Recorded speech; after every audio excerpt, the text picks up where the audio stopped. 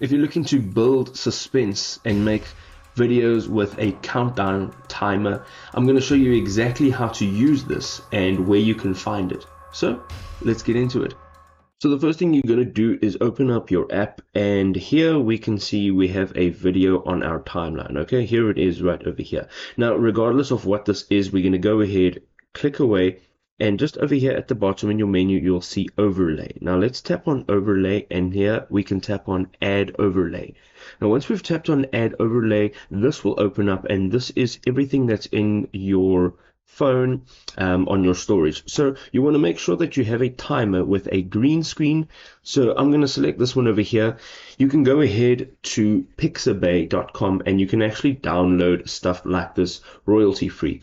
It's absolutely fantastic. So here we got the timer, and what we're going to do is just adjust the length of this timer to the video. So we're going to just go ahead and let's split it here. Let's remove that.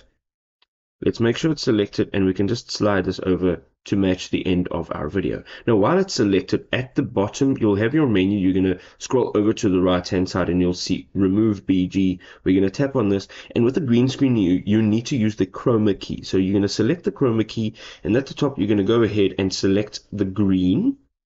And from here, you want to make sure that your intensity is all the way up to 100, and here on the shadows you can go ahead and you can play with the shadows and see what it actually does.